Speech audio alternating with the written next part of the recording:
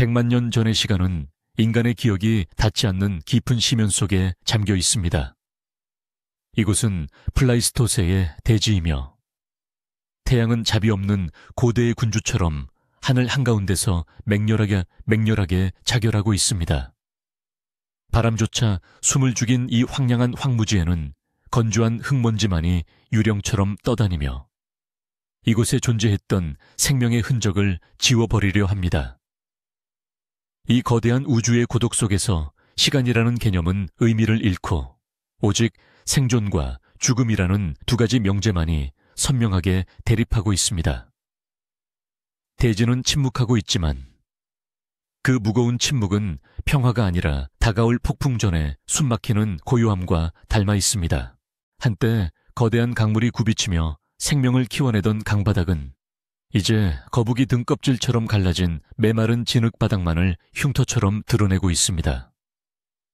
수천 년의 기억을 간직한 거친 바위들은 뜨거운 열기를 내뿜으며 대기를 일렁이게 만들고 아지랑이 너머로 보이는 지평선은 닿을 수 없을 만큼 아득히 멀어 보입니다. 이곳에 간신히 뿌리를 내린 식물들은 수분을 뺏기지 않기 위해 비틀어진 채 날카로운 가시를 세우고 있으며 그 어떤 동물에게도 쉽게 접근을 허락하지 않는 거친 방어 태세를 갖추고 있습니다.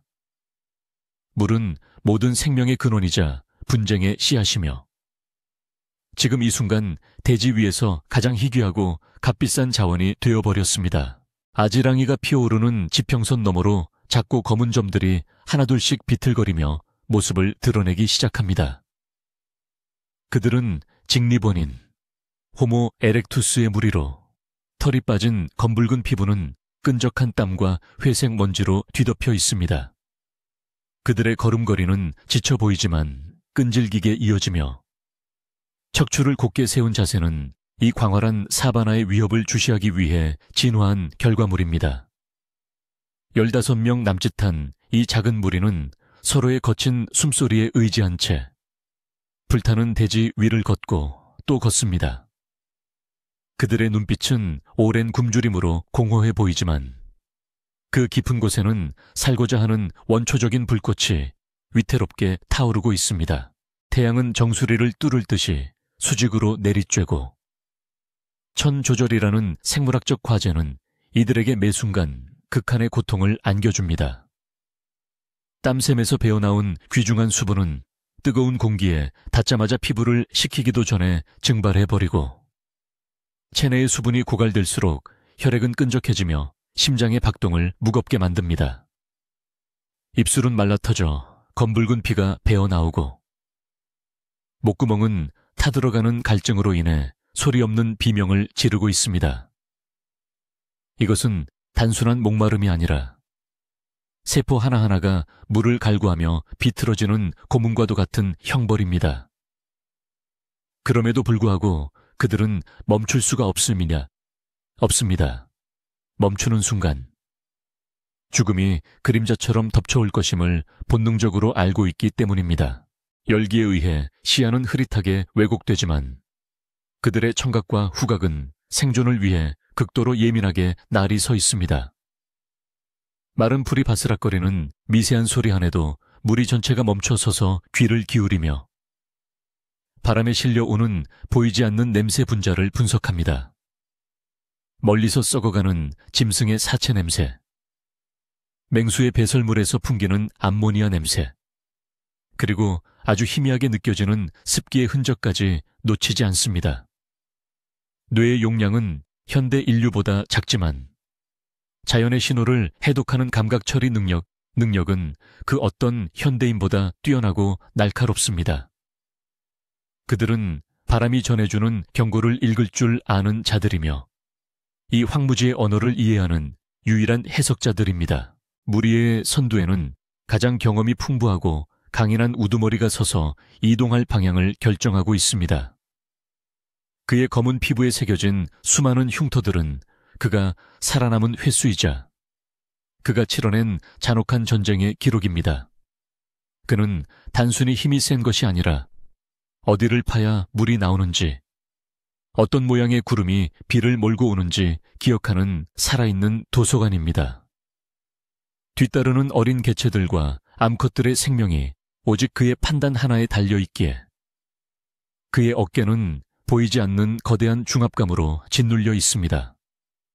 그는 가끔 뒤를 돌아보며 낙오자가 없는지 확인하고 짐승 같은 낮은 소리로 무리를 독려하며 끊임없이 전진합니다. 무리의 중간에는 젖먹이 아기를 아는 어미와 걸음이 느린 노약자들이 배치되어 전사의 보호를 받고 있습니다.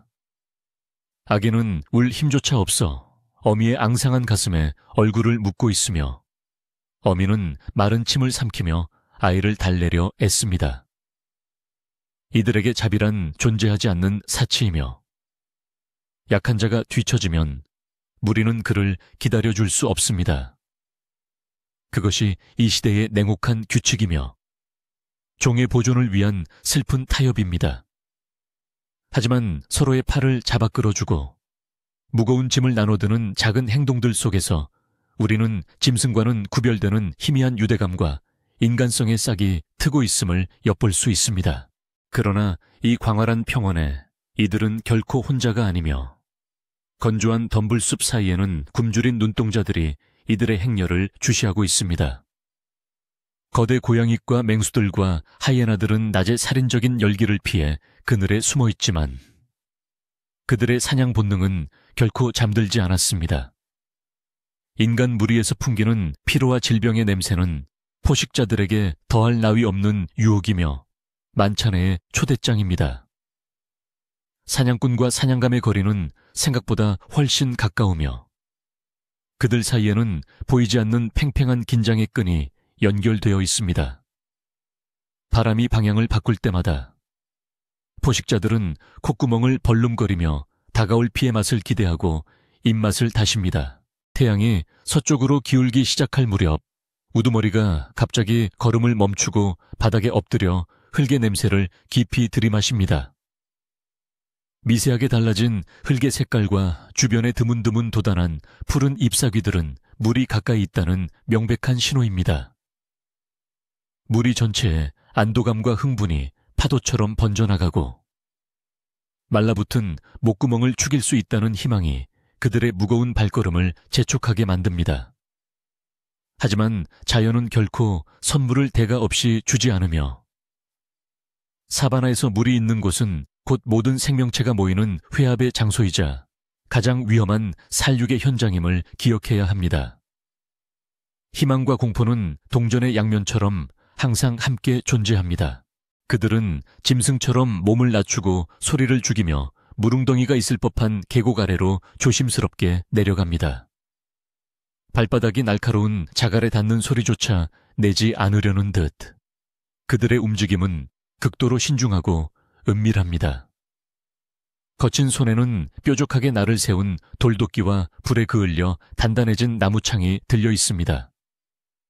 이것은 단순한 물 마시기가 아니라 적의 영토 깊숙이 침입하는 고도의 군사 작전과도 같습니다. 타는 듯한 갈증이 이성을 마비시키려 하지만 수만 년을 이어온 생존 본능이 그들을 붙잡아 경계를 늦추지 않게 만듭니다.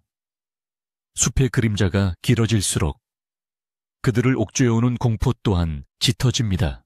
마침내 시야가 트이고 흙탕물로 가득 찬 작은 웅덩이가 그들의 눈앞에 기적처럼 나타납니다. 그러나 그곳은 비어있지 않았으며 이미 이 땅의 주인인 거대한 생물들이 자리를 차지하고 있습니다. 거대한 뿔을 가진 고대 물소떼와 그 주변을 어슬렁거리는 검치호 한 마리가 물가에 버티고 서 있습니다. 물 냄새는 달콤하지만 그곳에서 풍겨나오는 비릿한 피 냄새와 짐승의 짙은 누린내는 역겹고 위협적입니다. 인간 무리는 마른 덤불 뒤에 숨어 숨조차 크게 쉬지 못한 채 그 압도적인 힘의 광경을 지켜볼 수밖에 없습니다. 갈증은 목을 조르고 공포는 심장을 쥐어짭니다. 지금 나아가면 검치호의 표적이 될 것이고 기다리면 해가 져서 시야를 잃고 더 큰 위험에 노출될 것입니다. 우두머리에 눈동자가 불안하게 흔들리며 생존을 위한 수많은 계산을 빠르게 반복하고 있습니다. 물소떼가 떠나기를 기다려야 할지 아니면 위험을 무릅쓰고 틈을 노려 달려들어야 할지 결정해야만 합니다. 어린 개체들은 물을 보자마자 참을 수 없는 갈증에 몸을 들썩거리지만 어른들이 단호한 손길로 그들을 제지합니다. 순간의 실수가 멸종으로 이어질 수 있는 이 살얼음판 같은 상황에서 인내심은 생존을 위한 가장 강력한 무기이자 가장 고통스러운 고문입니다. 물가에 서 있는 검치호는 마치 이 구역의 제왕처럼 여유롭고 오만하게 주위를 둘러보고 있습니다. 입 밖으로 길게 뻗어나온 송곳니는 석양을 받아 섬뜩한 빛을 내뿜으며 단단한 근육질의 몸체는 살인을 위해 설계된 완벽한 기계와 같습니다. 녀석은 물을 마시면서도 귀를 쫑긋거리며 주변의 모든 소리를 감시하고 있습니다. 인간이라는 존재는 저 거대한 맹수에게 있어 한입 거리 간식에 불과하거나 귀찮은 파리떼 정도로 여겨질지도 모릅니다. 저 압도적인 피지컬의 차이 앞에서 인간이 가진 것이라고는 깨지기 쉬운 뼈와 약간의 지능, 그리고 서로를 믿는 마음뿐입니다. 물소대가 움직이기 시작하고 먼지가 피어오르는 혼란을 틈타 우두머리가 결단을 내리고 손짓으로 신호를 보냅니다. 검치호의 시선이 움직이는 물소대 쪽으로 쏠린 찰나의 순간 인간 무리는 번개처럼 물가로 달려 나갑니다. 질서 정연하던 대형은 순식간에 깨지고 오직 물을 향한 광기 어린 질주만이 남습니다. 심장이 터질 듯이 박동하고 발밑에 자갈들이 튀어오르며 거친 소음을 만들어냅니다. 이것은 도박입니다. 자신의 생명을 판돈으로 걸고 단 한 모금의 물을 얻기 위해 사신 시신의 턱 밑으로 뛰어드는 무모하고도 처절한 도박입니다. 물가에 도착한 그들은 엎드려 짐승처럼 탁한 흙탕물을 허겁지겁 들이키기 시작합니다. 맛을 느낄 새도 없이 위장으로 쏟아져 들어가는 물은 그들에게 생명수이자 구원입니다. 하지만 그들은 마음 놓고 마실 수 없으며 한 모금을 삼킬 때마다 고개를 들어 주변을 경계해야 합니다. 눈은 크게 뜨고 귀는 열어둔 채 물을 마시는 행위조차 생사를 건 전투의 일부가 됩니다. 차가운 물이 식도를 타고 내려가며 뜨거운 천을 식혀주지만 등 뒤에서 느껴지는 서늘한 살기는 여전히 사라지지 않습니다. 시간은 멈춘 듯 느리게 흘러가며 긴장감은 최고조에 달합니다. 그리고 마침내 우려했던 일이 현실이 되어 그들의 등 뒤를 덮칩니다. 물소대의 소란 속에서도 예리한 청각을 가진 검치호가 낯선 침입자들의 존재를 감지하고 고개를 돌린 것입니다. 황금색 눈동자가 정확하게 인간 무리를 향해 고정되는 순간 공기는 얼어붙고 시간은 유리파편처럼 부서집니다. 맹수의 후두에서 끓어오르는 낮은 그르렁거림은 지진처럼 땅을 울리며 인간들의 뼈속까지 원초적인 공포를 전달합니다. 이제 선택의 시간은 끝났고 오직 생존을 위한 필사적인 탈주만이 남았습니다. 우두머리에 날카로운 비명과 함께 무리는 뒤로 물러나기 시작하지만 물을 마시느라 무거워진 몸은 마음처럼 빠르게 움직이지 않습니다. 검치호가 뒷다리 근육을 수축시키며 도약을 준비하는 모습은 슬로 모션처럼 생생하게 망막에 각인됩니다. 아기를 안은 어미가 비틀거리자 옆에 있던 수컷이 그녀를 거칠게 밀치며 앞으로 내보냅니다. 공포는 전염병처럼 번지지만 그들은 흩어지지 않으려 안간힘을 씁니다. 흩어지면 죽는다는 것을, 고립된 개체는 사바나의 먹이가 될 뿐이라는 것을 뼈저리게 알고 있기 때문입니다. 다행히도 검치호는 배가 불렀거나 떠나는 물소대를 쫓는 것이 더 이득이라고 판단했을지도 모릅니다. 맹수는 위협적인 포효를 한번 내지르고는 인간들을 쫓는 대신 자신의 영역을 과시하는 것으로 만족합니다. 간신히 맹수의 사정권에서 벗어난 무리는 가쁜 숨을 몰아쉬며 안전한 바위산 쪽으로 기어 올라갑니다.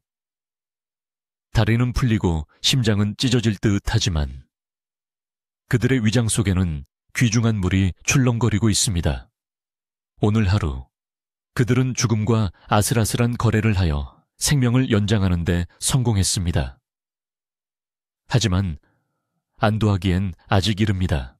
태양이 지평선 너머로 붉은 핏빛을 토해내며 사라져가고 대지에는 긴 그림자가 드리워집니다. 낮의 열기가 식어가면서 사바나는 또 다른 얼굴을 드러냅니다. 밤은 낮보다 더 위험하고 더 많은 비밀을 품고 있는 시간입니다. 물을 얻었다는 안도감도 잠시. 이제 그들은 밤을 견뎌낼 은신처를 찾아야 합니다. 어둠이 내리면 인간의 눈은 무력해지지만 포식자들의 감각은 더욱 날카로워집니다. 진정한 공포는 태양이 사라진 후에야 비로소 시작된다는 것을 그들은 본능적으로 느끼고 있습니다.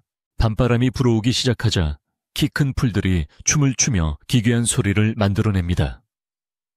그 소리는 마치 누군가 속삭이는 듯 혹은 누군가 다가오는 발소리처럼 들립니다. 무리는 서로의 천을 나누기 위해 둥글게 모여 앉아 어둠 속에서 번뜩이는 무언가를 찾기 위해 눈을 부릅뜹니다. 위험은 사라진 것이 아니라 단지 어둠 속에 몸을 숨겼을 뿐입니다. 100만 년 전의 이 밤, 평화란 존재하지 않으며 오직 살아남아야 한다는 절박한 의지만이 별빛 아래서 떨고 있습니다. 그리고 바람이 전해오는 살기는 이제 막 그들의 코끝에 닿기 시작했습니다. 물가에서 벗어난 무리는 이제 끝없이 펼쳐진 거대한 초원지대, 사바나의 깊은 뱃속으로 걸어 들어갑니다. 이곳은 사람의 키를 훌쩍 넘기는 코끼리 풀, 엘레펀트 그라스과 가시덤불이 빽빽하게 얽혀 있어 시야가 완벽하게 차단되는 미지의 영역입니다. 탁 트인 황무지에서 느꼈던 막막함과는 다른 폐소공포증을 유발하는 압박감이 사방에서 그들을 조여옵니다. 풀숲은 바람에 따라 거칠게 파도치며 사라락거리는 소음을 만들어내는데 이 소리는 포식자의 발소리를 감추는 완벽한 소음 장벽이 됩니다. 이곳에서 눈은 더 이상 가장 신뢰할 수 있는 감각기관이 아니며 인간은 시각을 제외한 나머지 감각에 전적으로 의존해야 하는 불리한 게임에 던져집니다. 마른 풀줄기들이 피부를 스칠 때마다 날카로운 통증이 전해지고 무리의 이동 속도는 현저하게 느려집니다. 이 녹색의 미로 속에서는 방향 감각을 상실하기 쉬우며 자칫 대열에서 이탈하는 순간 영원히 무리와 작별하게 됩니다. 우두머리는 수시로 멈춰서서 풀숲 너머의 지형을 확인하려 애쓰지만 보이는 것은 흔들리는 풀들의 물결뿐입니다. 이것은 마치 눈을 가린 채 맹수가 우글거리는 우리 속을 걸어가는 것과 같으며 모든 방향이 잠재적인 죽음의 입구처럼 느껴집니다. 인간의 직립보행은 먼 곳을 보기 위해 진화했지만 이 키 큰 풀숲 안에서만큼은 그 이점마저 무력화되고 맙니다. 바람의 방향은 생사를 가르는 가장 중요한 정보입니다. 지금 바람은 무리의 등 뒤에서 불어오고 있으며 이는 인간의 냄새가 진행 방향 앞쪽으로 퍼져나가고 있음을 의미합니다. 이것은 최악의 조건입니다. 앞서 매복하고 있을지도 모르는 포식자들에게 우리가 여기 있다라고 광고하며 걸어가는 꼴이기 때문입니다. 우두머리는 이를 인지하고 초조한 듯 콧구멍을 벌름거리며 바람의 미세한 변화를 읽어내려 노력합니다. 바람이 방향을 바꿔 자신들 쪽으로 불어와야만 전방에 있는 맹수의 누린내를 미리 막고 피할 수 있습니다. 자연은 무심하게도 그들에게 불리한 주사위를 던져주었고 그들은 그 불공정한 운명을 안고 걸어야 합니다. 풀숲 바닥에는 수많은 생명들이 남긴 흔적들이 어지럽게 널려 있어 이를 해독하는 것이 생존의 열쇠가 됩니다. 지식여진 풀, 부러진 나뭇가지, 그리고 흙 위에 찍힌 발자국들은 이 길을 먼저 지나간 자들의 정체를 알려주는 암호문입니다. 무리의 한 수컷이 바닥에 떨어진 바해설물 덩어리를 발견하고 멈춰 섭니다. 그는 배설물을 손가락으로 으깨어 온기와 수분을 확인하고 그 안에 섞인 털과 뼈 조각을 분석합니다. 이것은 거대한 하이에나, 파키크로쿠타, 파치크로주타의 배설물이며 아직 온기가 남아있다는 것은 놈이 그리 멀지 않은 곳에 있다는 명백한 경고입니다. 긴장감이 전류처럼 무리 전체에 흐르고 어미들은 아이들을 더욱 세게 끌어안으며 대열의 안쪽으로 파고듭니다. 그들은 본능적으로 가장 약한 개체를 중앙에 두고 건장한 수컷들이 외곽을 둘러싸는 방어 대형을 갖춥니다. 하지만 이 울창한 풀숲에서는 어디가 앞이고 뒤인지 구분하는 것이 무의미할 때가 많습니다. 죽음은 정면에서 당당하게 도전해오지 않고 시야가 닿지 않는 측면이나 후방에서 비겁하고 은밀하게 다가오기 때문입니다. 보이지 않는다는 공포, 상상력이 만들어내는 괴물의 형상이 실제하는 위협보다 더 무겁게 그들의 정신을 짓누릅니다. 태양은 이제 지평선에 걸려 긴 그림자를 만들어내고 초원은 황금빛과 짙은 어둠이 교차하는 기묘한 색채로 물듭니다. 빛과 그림자의 경계가 모호해지는 이 시간, 즉 개와 늑대의 시간은 주행성 동물인 인간에게 가장 취약한 시간대입니다. 시신경은 급격히 떨어지는 조도에 적응하지 못해 사물의 윤곽을 놓치기 시작하고 풀숲의 그림자는 마치 웅크린 맹수처럼 보여 헛된 공포를 자아냅니다.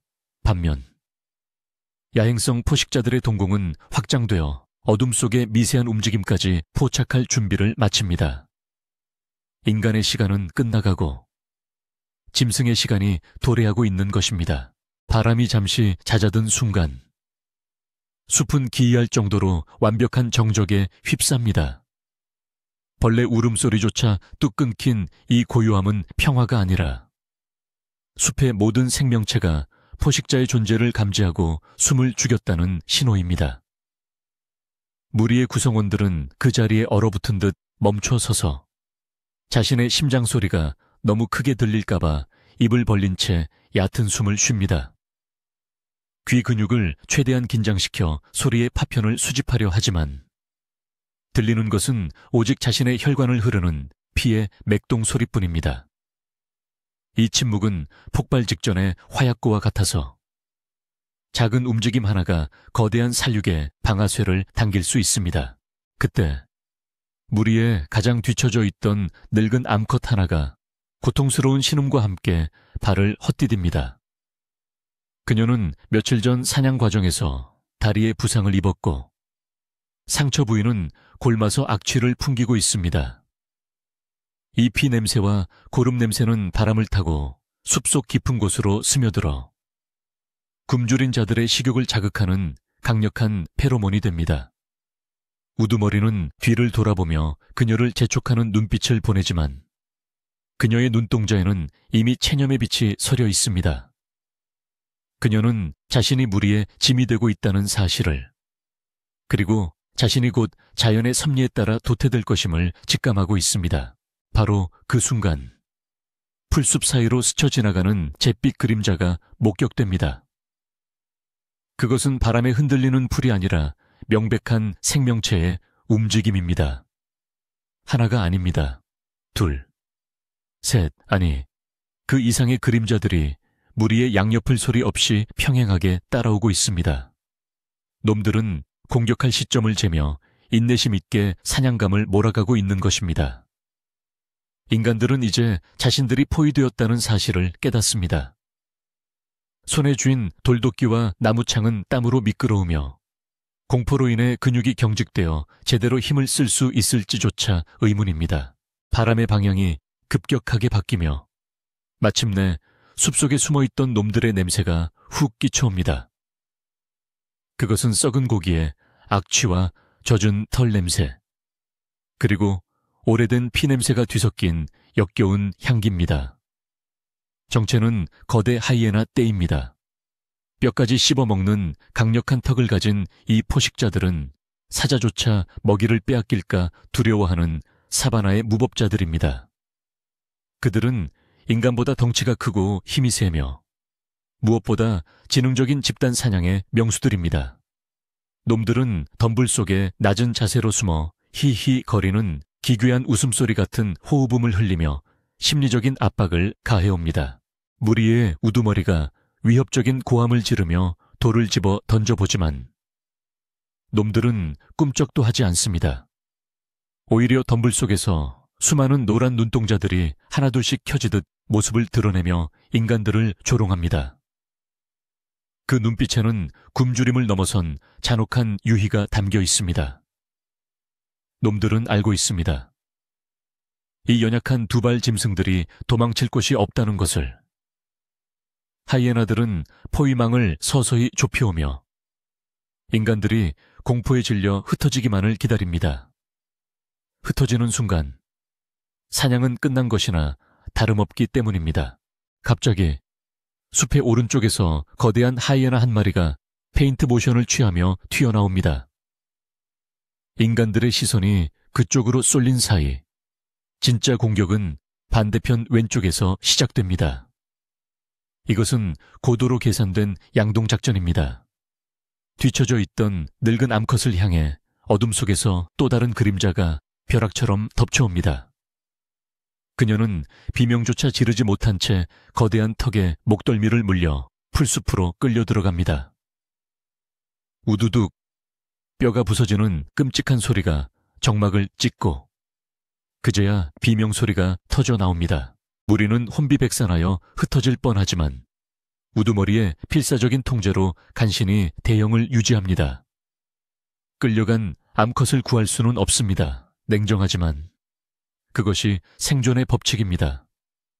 그녀의 희생이 놈들의 허기를 잠시 채워주는 동안 나머지 무리는 이 죽음의 지대에서 벗어나야만 합니다.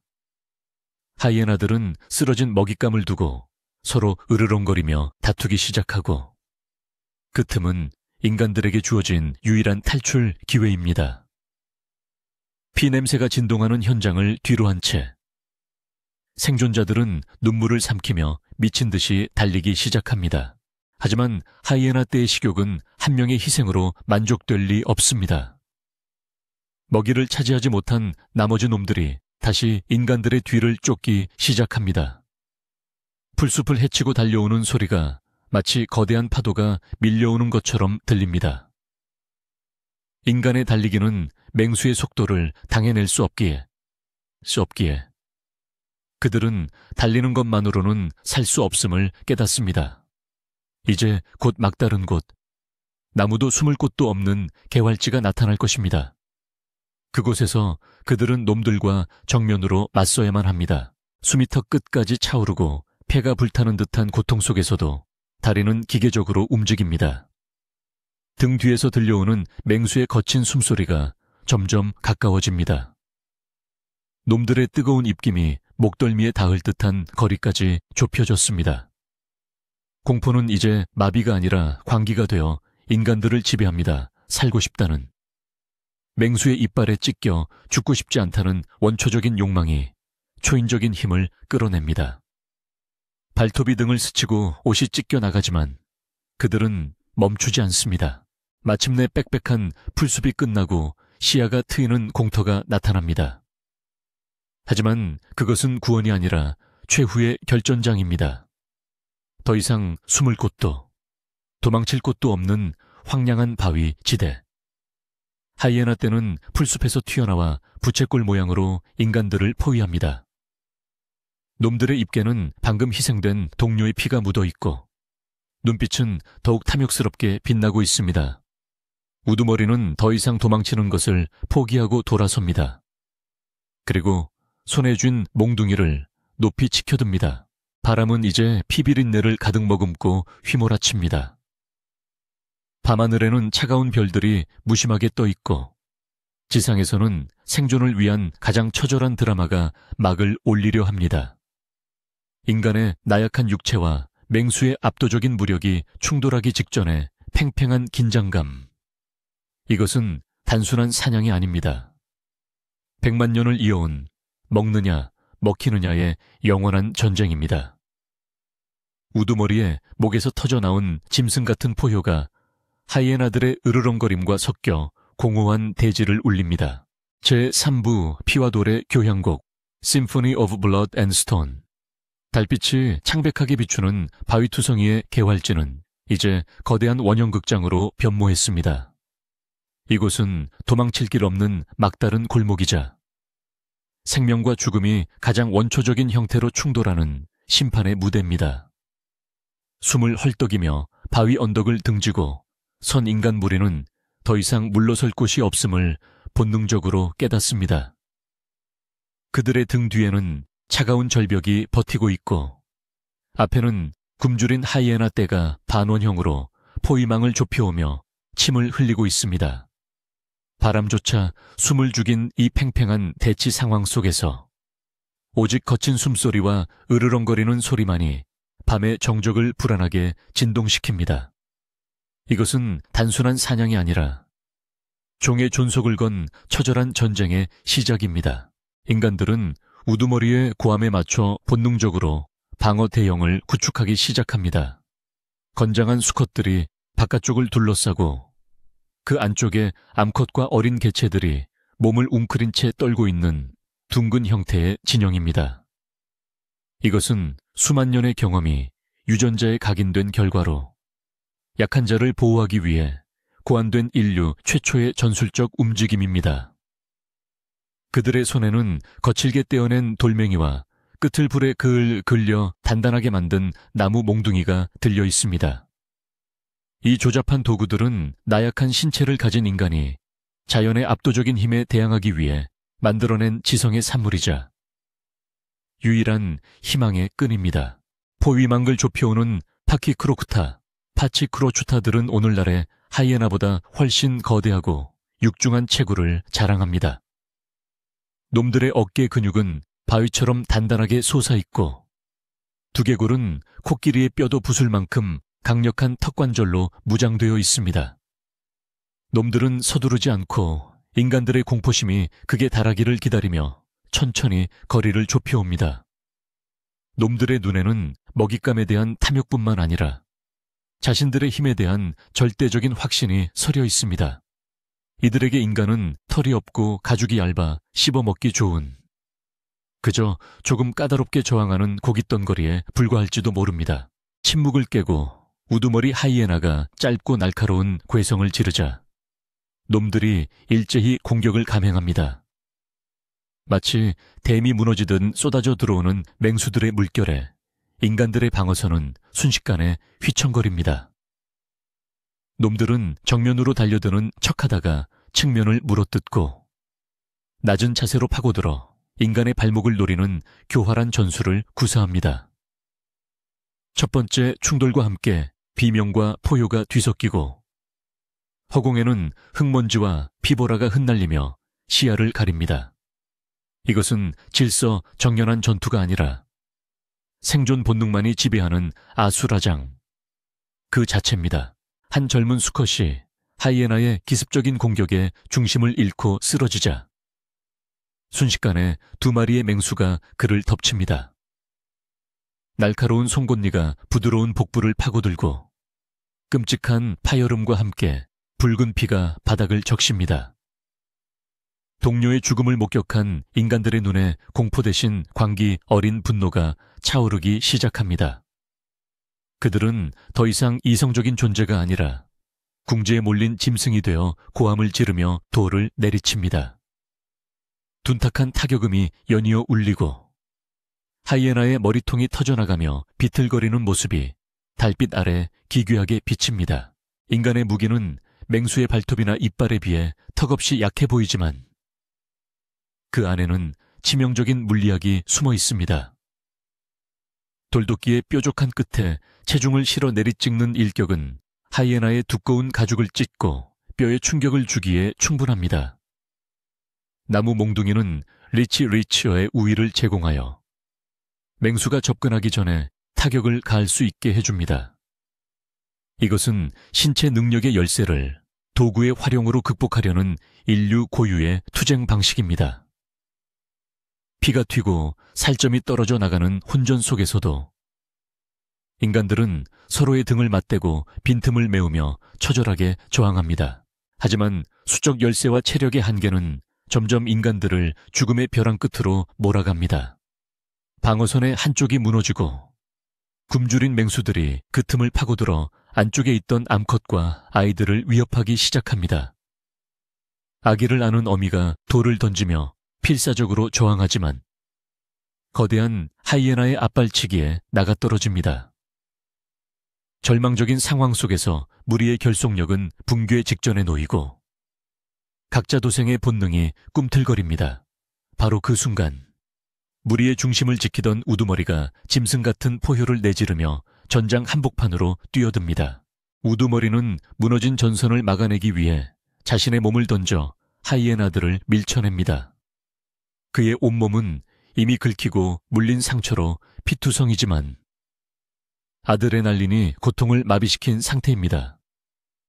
그는 돌도끼를 미친 듯이 휘두르며 맹수들의 시선을 자신에게 집중시킵니다.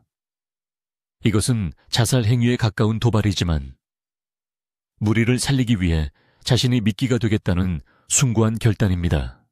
그의 광기에 눌린 하이에나들이 주춤하며 뒤로 물러서고 그 틈을 타 다른 수컷들이 다시 전열을 정비합니다. 이 혼란을 지켜보던 하이에나 무리의 우두머리.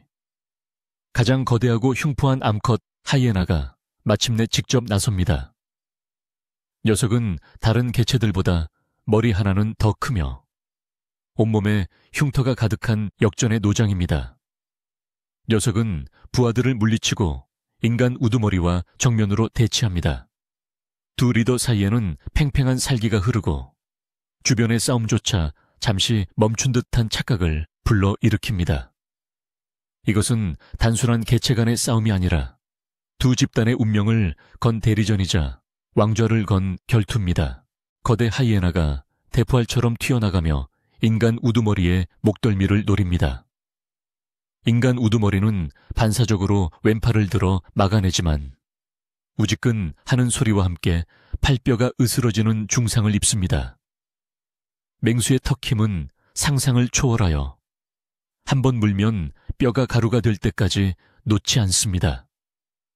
극심한 고통이 뇌를 강타하지만 우두머리는 비명을 지르는 대신 남은 오른손에 쥐고 있던 뾰족한 나무 말뚝을 역수로 고쳐 잡습니다. 그의 눈빛은 고통으로 일그러져 있지만 사례만큼은 조금도 흐려지지 않았습니다. 하이에나가 팔을 물고 늘어지며 그를 바닥으로 쓰러뜨리려는 찰나 우두머리는 체중을 실어 놈의 목덜미와 어깨 사이의 급소를 향해 말뚝을 내리찍습니다.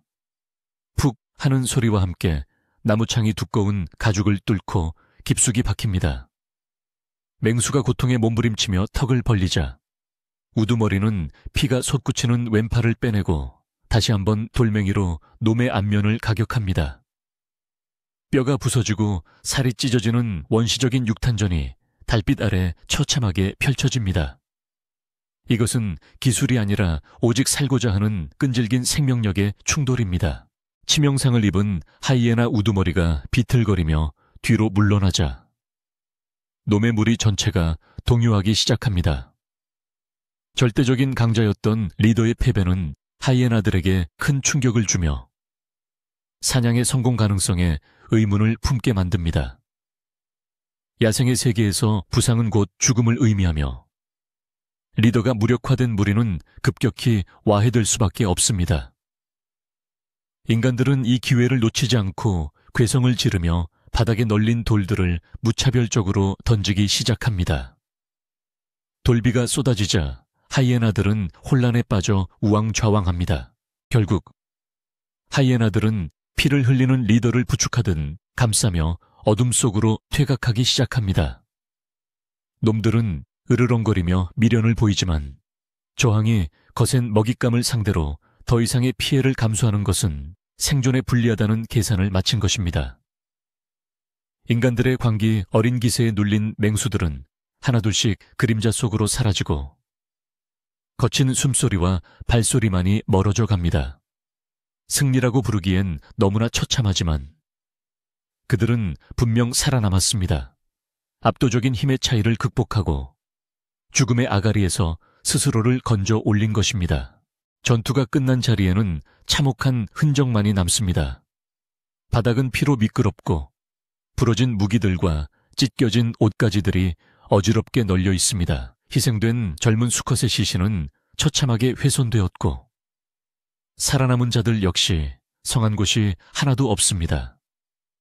특히 우두머리는 왼팔이 덜렁거릴 정도로 큰 부상을 입고 바닥에 주저앉아 가쁜 숨을 몰아쉬고 있습니다. 그의 얼굴은 창백하지만 무리를 지켜냈다는 안도감이 눈동자 깊은 곳에 희미하게 남아 있습니다.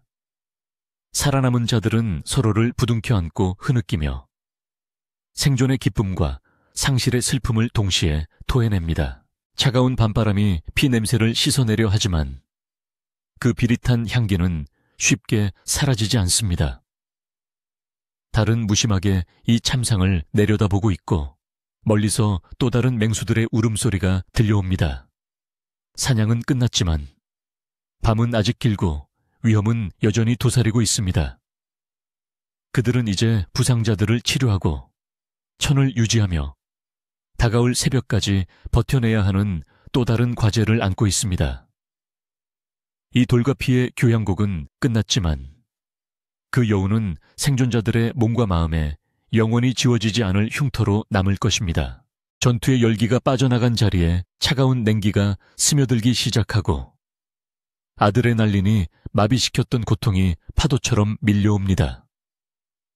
달빛만이 유일한 조명이던 삭막한 바위산은 이제 거대한 냉동고처럼 변해버려 땀과 피에 젖은 인간들의 천을 빠르게 빼앗아갑니다. 거친 호흡은 하얀 입김으로 변해 허공으로 흩어지고 부상자들의 신음소리는 밤의 정적을 더욱 비참하게 만듭니다. 방금 전까지 생사를 걸고 싸웠던 육체는 이제 탈진하여 손가락 하나 까딱하기 힘든 무기력 상태에 빠져 있습니다. 그러나 휴식은 허락되지 않습니다. 피냄새는 바람을 타고 수 킬로미터 밖까지 퍼져나가 잠자던 밤의 포식자들을 깨우는 위험한 신호탄이 되고 있기 때문입니다. 살아남은 수컷들은 비틀거리는 몸을 일으켜 주변에 널린 마른 나뭇가지와 덤불을 필사적으로 긁어 모읍니다. 그들의 손놀림은 다급하고 거칠지만 그 목적은 명확합니다. 밤의 추위와 어둠 속에 숨은 괴물들로부터 무리를 지켜낼 유일한 수호신, 불을 불러내야만 합니다. 이것은 단순한 난방을 위한 행위가 아니라 죽음의 영역인 밤을 생명의 영역으로 바꾸기 위한 성스러운 의식입니다. 나무 조각을 비비는 마찰열을 이용하거나 부싯돌을 부딪혀 불꽃을 만들어내는 과정은 고도의 집중력과 인내심을 요구합니다. 떨리는 손끝에서 피어오르는 작은 영이 한 줄기에 무리 전체의 운명이 걸려 있습니다. 마침내 마른 풀더미 속에서 붉은 불씨가 기적처럼 숨을 쉬기 시작하자 주변의 공기가 순간적으로 변합니다. 후하고 불어넣는 입김에 반응하여 불씨는 주황색 혀를 날름거리며 타오르고 곧이어 매캐한 연기와 함께 따스한 열기를 토해냅니다. 어둠이 지배하던 공간에 빛의 원서클이 생겨나고 그 원안은 바깥 세상과는 다른 법칙이 적용되는 성격이 됩니다. 인간들은 불주위로 모여들어 얼어붙은 손을 녹이고 공포에 질린 얼굴들을 서로 확인하며 안도합니다. 타오르는 불꽃은 맹수들이 가장 두려워하는 자연의 힘이자 인간만이 통제할 수 있는 가장 강력한 무기입니다. 불이 안정적으로 타오르기 시작하자 이제는 부상자들을 돌보는 처절한 과정이 이어집니다. 왼팔이 으스러진 우두머리는 식은땀을 흘리며 불게 앉아 있고 다른 구성원들이 다가와 그의 상처를 살핍니다. 현대적인 의학 지식은 없지만 그들에게는 수만 년 동안 축적된 경험과 본능적인 치유법이 있습니다. 그들은 진흙을 깨어 상처 부위에 두껍게 바르는데 이는 지혈을 돕고 벌레가 꼬이는 것을 막아주는 천연붕대 역할을 합니다. 우두머리는 고통에 몸을 떨면서도 비명을 참아내며 무리의 리더로서 약한 모습을 보이지 않으려 안간힘을 씁니다. 다른 암컷들은 서로의 몸에 난 긁힌 상처와 물린 자국을 혀로 핥아주며 소독합니다. 타액에 포함된 성분이 세균 감염을 막아주고 상처 회복을 돕는다는 것을 그들은 본능적으로 알고 있습니다. 이 그루밍 행위는 단순한 치료를 넘어 전투로 인한 공포와 스트레스를 진정시키고 무리의 유대감을 강화하는 사회적 의식입니다. 어미는 놀란 아이를 품에 안고 부드러운 소리로 흥얼거리며 달래고 아이는 타닥거리는 장작 소리에 맞춰 비로소 깊은 잠에 빠져듭니다. 불빛 아래서 서로의 상처를 보듬는 이 장면은 짐승과 구별되는 인간성, 휴머니티, 이 탄생하는 순간을 보여줍니다. 하지만 불빛이 닿지 않는 어둠 너머에서는 여전히 위협적인 소리들이 들려옵니다. 피냄새를 맡고 몰려든 자칼이나 작은 육식동물들이 빛의 경계선 밖에서 서성거리고 있습니다. 그들은 감히 불 가까이 다가오지는 못하지만 불이 꺼지거나 누군가 어둠 속으로 걸어 나오기를 끈질기게 기다립니다.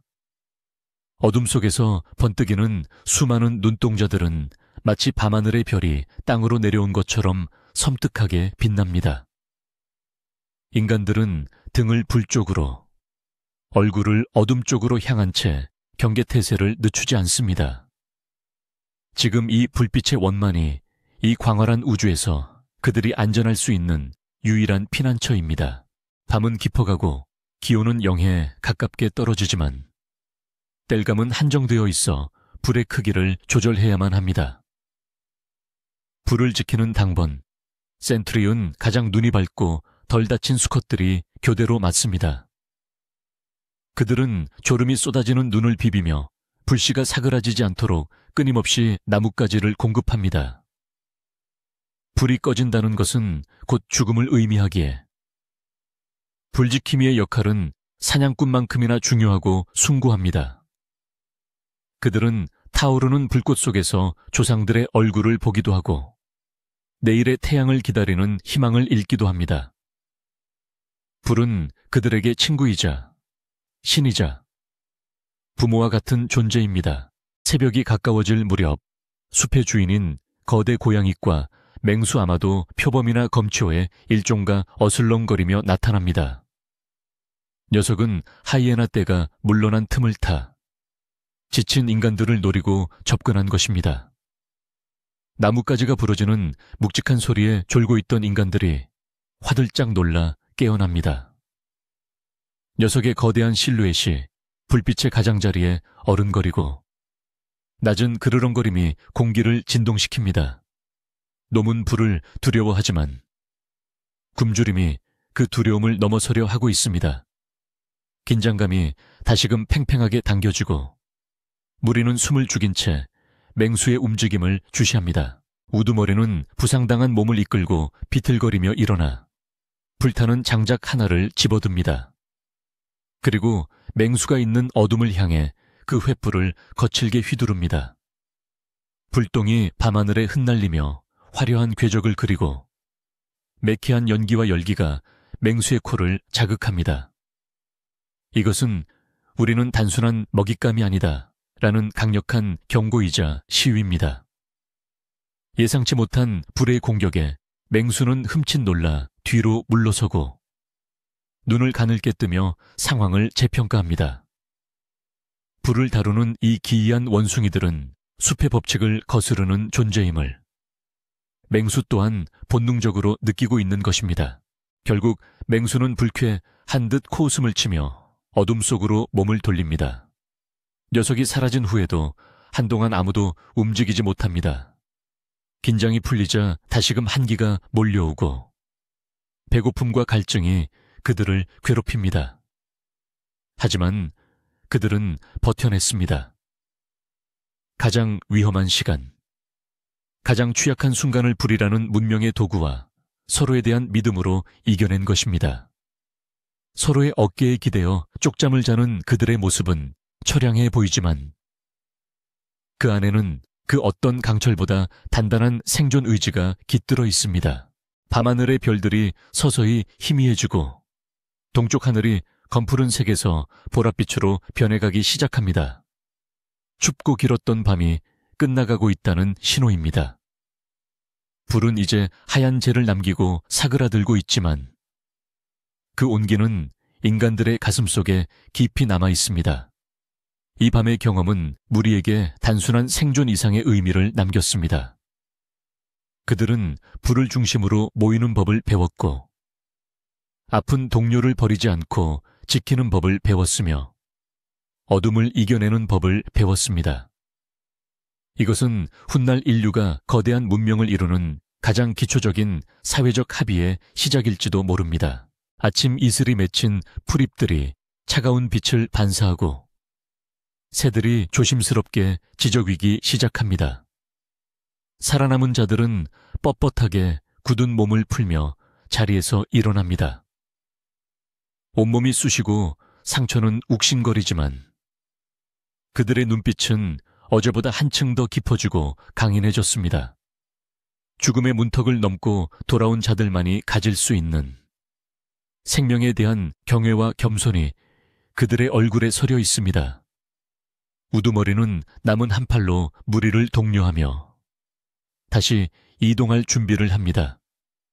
이 자리는 피냄새로 오염되었기에 더 안전하고 물이 있는 새로운 보금자리를 찾아 떠나야만 합니다. 불타다 남은 재를 흙으로 덮어 끄는 마지막 의식은 경건하기까지 합니다. 그들은 자신들을 지켜준 불에게 작별을 고하고 다시 거친 야생의 세계로 발을 내딛습니다. 밤새 그들을 위협했던 어둠의 공포는 사라졌지만 낮의 태양과 또 다른 시련들이 그들을 기다리고 있을 것입니다. 그러나 이제 그들은 두렵지 않습니다. 그들의 손에는 돌도끼가, 가슴에는 불꽃이, 그리고 옆에는 서로가 있기 때문입니다. 이 나약하고 털없는 원숭이들은 그렇게 또 하루를 살아냈고 그 하루들이 모여 영원히 될 것입니다. 바람이 불어와 덮어둔 재를 날려보내고 그 자리에 남은 검은 흔적만이 이곳에서 있었던 치열했던 밤의 이야기를 기억합니다. 자연은 그들의 고통에 무심하지만 그 무심함 속에서도 생명은 끈질기게 이어집니다. 이제 태양이 떠오르면 그들은 생존자로서의 위험을 갖추고 다시 지평선을 향해 걸어갈 것입니다. 100만 년 전의 아침은 그렇게 고요하지만 웅장하게 다시 시작되고 있습니다. 제5부 생존자의 발자국 Footprints of the Survivor.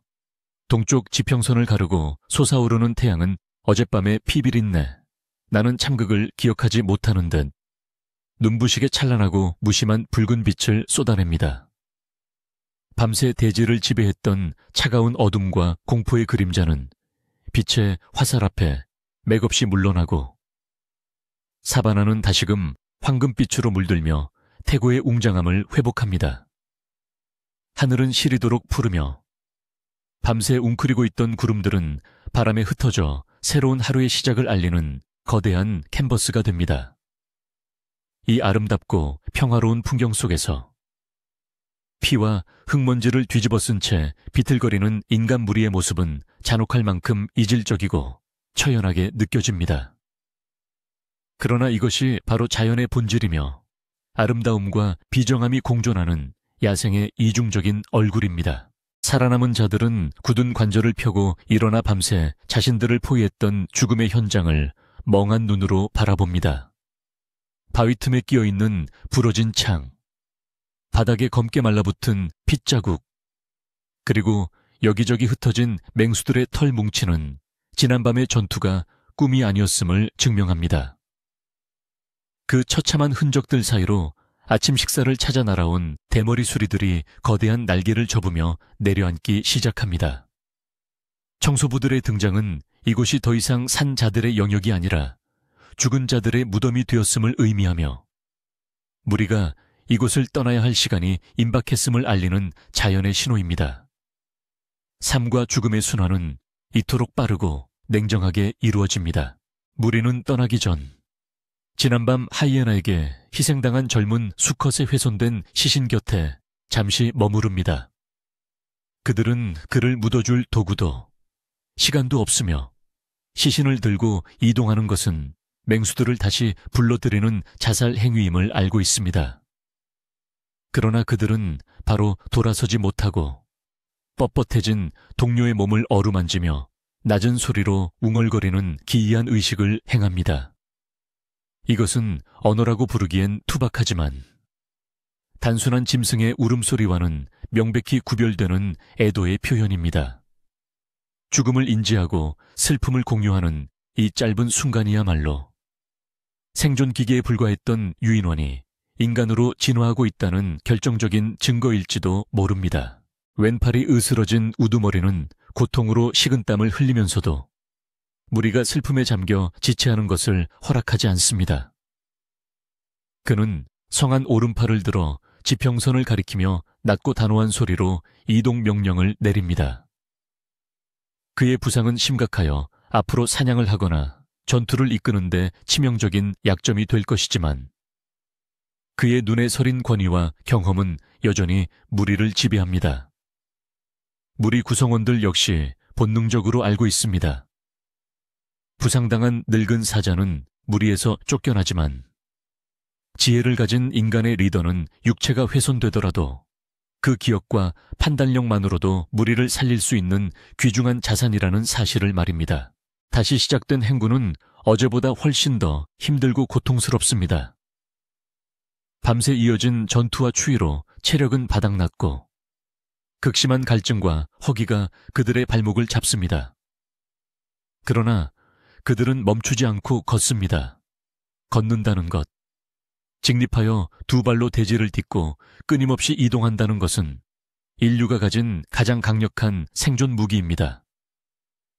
털이 없어 햇볕에 화상을 입고 날카로운 발톱도 없지만 인간은 그 어떤 동물보다 더 오래, 더 멀리 걸을 수 있는 지구력, 엔듀런스를 가지고 있습니다. 이 끈질긴 이동 능력 덕분에 그들은 고갈된 땅을 버리고 새로운 기회의 땅을 찾아낼 수 있었으며 멸종의 위기를 넘어 전 지구로 퍼져나갈 수 있었습니다. 태양은 점점 더 높이 솟아올라 정수리를 뜨겁게 달구고 지표면의 열기는 아지랑이가 되어 피어오릅니다. 무리는 그늘이 없는 개활지를 가로지르며 본능적으로 가장 효율적인 동선을 찾아 움직입니다. 그들의 발자국은 먼지 풀풀 날리는 마른 땅 위에 깊게 찍히지만 바람이 불면 금세 지워질 덧없는 흔적입니다. 하지만 그 순간 그들이 대지에 남기는 것은 단순한 발자국이 아니라 죽음을 이겨내고 삶을 쟁취한 자들의 당당한 서명과도 같습니다. 진흙 웅덩이 옆을 지날 때 찍힌 선명한 발자국 하나가 훗날 태양이 수백만 번 뜨고 진 뒤에 화석이 되어 이들의 고단했던 여정을 증언하게 될 것입니다. 그들이 향하는 곳은 어제 발견했던 물웅덩이가 아니라 우두머리의 기억 속에 희미하게 남아있는 숲과 계곡이 만나는 먼 곳입니다. 그곳에 가면 나무 열매를 구할 수 있고 바위 그늘에서 쉴 수 있을 것이라는 막연한 희망이 그들을 이끕니다. 하지만 그 길 위에는 또 다른 검치호가, 또 다른 하이에나 떼가, 혹은 급작스러운 폭우나 질병 같은 예측할 수 없는 위험들이 도사리고 있을 것입니다. 제목처럼 위험은 언제나 도사리고 있으며 단 한순간도 안심할 수 없는 것이 이 시대의 숙명입니다. 살아남았다는 것은 끝이 아니라 다음 위험을 맞이할 자격을 얻었다는 냉혹한 통보에 불과합니다. 그러나 역설적이게도 이 끊임없는 위협과 시련이야말로 인류를 강하게 단련시키는 거대한 용광로입니다. 둔한 자는 맹수의 먹이가 되고 약한 자는 질병에 쓰러지며 어리석은 자는 길을 잃고 도태됩니다. 오직 예민한 감각으로 위험을 감지하고 도구를 사용하여 한계를 극복하며 동료와 협력하여 위기를 돌파하는 자들만이 살아남아 자신의 유전자를 다음 세대에 전달합니다. 지난밤에 끔찍했던 전투는 무리를 공포에 떨게 했지만 동시에 그들을 더욱 단단하게 결속시키고 생존 기술을 한 단계 진화시키는 계기가 되었습니다. 고통은 진화의 가장 강력한 촉매제입니다. 이동 중 무리의 한 아이가 풀숲에서 튀어오른 메뚜기를 잡아 입에 넣습니다. 작은 단백질 조각 하나라도 놓치지 않으려는 생존 본능입니다. 어미는 그런 아이의 머리를 쓰다듬으며 주변을 경계합니다. 아이의 눈동자에는 어젯밤의 공포가 차에 가시지 않았지만 동시에 세상에 대한 호기심도 반짝이고 있습니다. 이 아이가 자라서 어른이 될 때쯤이면 그는 돌을 더 날카롭게 가는 법을 알아낼 것이고 불을 더 능숙하게 다루게 될 것이며 어쩌면 거친 소리로 더 복잡한 의사를 전달하게 될지도 모릅니다. 생명은 그렇게 세대를 건너며 조금씩, 아주 조금씩 더 나은 방향으로 나아갑니다. 무리는 거대한 바오밥 나무 아래를 지나갑니다. 수천 년을 살아온 이 거대한 나무는 수많은 생명체의 탄생과 죽음을 지켜보았을 것입니다. 나무의 껍질에는 코끼리가 긁은 자국, 표범이 핥힌 자국들이 역사의 기록처럼 남아 있습니다. 인간 무리는 그 거대한 시간의 증인 앞을 지나가는 찰나의 존재들입니다. 하지만 이 작은, 털없는 원숭이들은 훗날 이 나무보다 더 거대한 것을 만들어내고 지구의 얼굴을 완전히 바꿔놓을 잠재력을 품고 있습니다. 지금은 그저 쫓기고 굶주린 나약한 존재일 뿐이지만 그들의 뇌 속에서는 우주를 이해하려는 지성의 불꽃이 점화되고 있기 때문입니다. 어느덧 해가 중천에 떠오르고 무리의 그림자는 발밑으로 짧게 줄어듭니다. 우두머리는 잠시 멈춰서서 뒤를 돌아봅니다. 저 멀리 지평선 끝에 그들이 밤을 보냈던 바위산이 아주 작은 점처럼 보입니다. 그곳은 이제 과거가 되었고 그들이 걷고 있는 이 땅은 현재이며 그들이 바라보는 저 너머는 미래입니다. 그는 다시 앞을 향해 고개를 돌리고 한쪽 팔을 쓸 수 없는 불편한 몸을 이끌고 묵묵히 걸음을 옮깁니다. 그의 등 뒤로 무리들이 줄지어 따릅니다. 그들의 걸음걸이에는 이제 망설임이 없으며 거친 운명에 맞서겠다는 비장한 결의가 느껴집니다. 이 100만 년 전의 이야기는 특별한 영웅의 대서사시가 아닙니다. 이름조차 남기지 못한 잊혀진 조상들의 평범하고도 처절한 일상일 뿐입니다. 그들은 매일 밤 죽음의 공포에 떨었고 매일 아침 배고픔에 시달려야 했습니다. 하지만 그들이 포기하지 않고 살아냈기에, 그들이 맹수의 이빨 앞에서 서로의 손을 놓지 않았기에 지금의 우리가 존재할 수 있습니다. 그들이 진흙 위에 남긴 그 투박한 발자국은 끊어지지 않고 이어져 오늘날 우리가 걷고 있는 아스팔트 위로, 그리고 언젠가 닿게 될 별들의 세계로까지 연결되어 있습니다. 바람이 불어와 그들의 냄새와 발자국을 덮어버립니다. 사바나는 다시금 침묵 속에 잠기고 위험은 여전히 풀숲 사이에서 숨을 죽인 채 그들을 노리고 있습니다. 그러나 생명은 강인하고 인간의 의지는 그보다 더 끈질깁니다. 그들은 걷고 또 걸을 것입니다. 해가 지고 다시 어둠이 찾아오더라도 그들은 또다시 불을 피우고 서로를 끌어안으며 아침을 기다릴 것입니다. 이것은 생존에 관한 기록이자 결코 패배하지 않는 생명력에 바치는 헌사입니다. 100만 년 전의 그날처럼 오늘도 삶은 계속됩니다. 위험은 언제나 도사리고 있지만 우리는 살아 있습니다.